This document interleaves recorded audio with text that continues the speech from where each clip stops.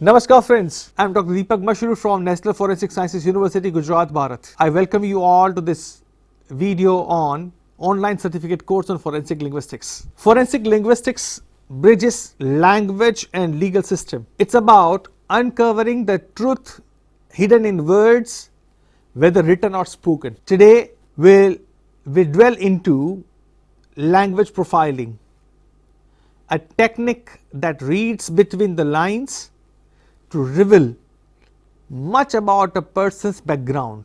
Now the question may arise in your minds, how can we know about a person by the person's oral or written communication? As I mentioned earlier, that the way we have our fingerprints unique, our tongue prints unique, in the same way every person has its own unique style of communication, be it oral or written, and that uniqueness help the forensic linguist to figure out about the person.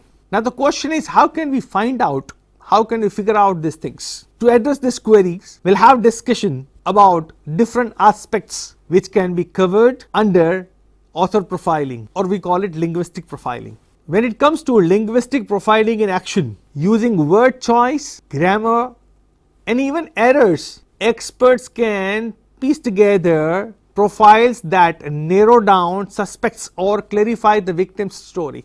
For example, if it is a handwritten piece of letter, in that case, from the handwriting pattern, from the sentence structure, from the selection of words, we can figure out, provided if we have other samples with us to match with. If it is an oral piece of information in audio format, we can convert that audio information into waves or different formats where we can compare with the style of speaking, phonetics, accents, all these things help us to narrow down the suspect. And the third way, the third dimension, if somebody makes typical kind of mistakes in oral and written, in that case we can find out that kind of mistake, and that can be easy for a forensic linguist to figure out about that suspect. So it's very interesting in a way.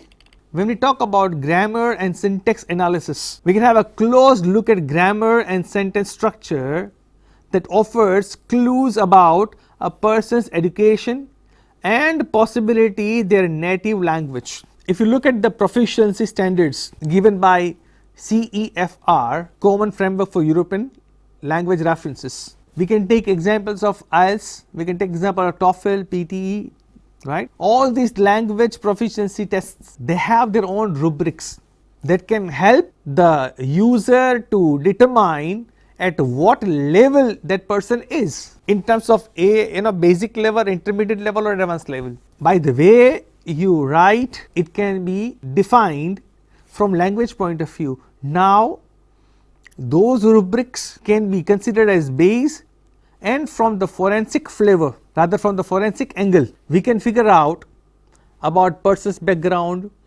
about person's level of understanding, about person's education and many more things.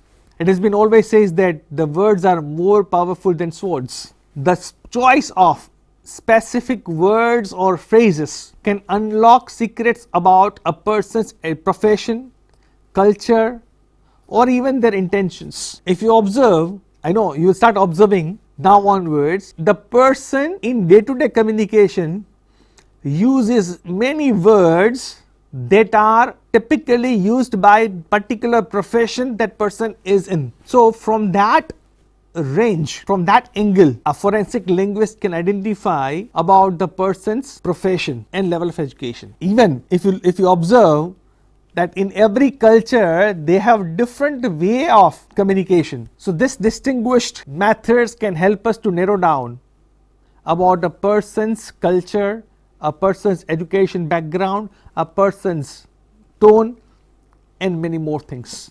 The speech patterns help us decoding in many ways. For example, by analyzing how someone speaks, experts can identify unique characteristics like regional accents or speech impediments. If you remember in the one of the previous videos, I mentioned about MTI. What do you mean by MTI? MTI stands for mother tongue influence. There will be the influence of your first language on the second language or the third language.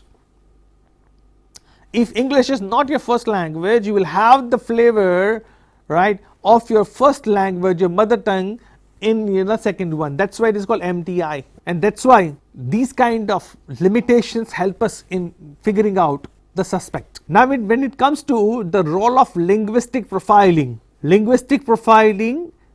complements traditional methods, adding a layer of evidence to the investigative process. Creating linguistic sketch can help investigators zero in on potential suspects by comparing language use. You must have seen in the movies that there are sketch artists. The witness will speak something, will try to express about the look of the person, and the sketch artist will prepare the sketch of the person, and the investigating agencies can find a clue about that person. Likewise, linguistic sketch can also help investigators to narrow down suspects by comparing the use of the language.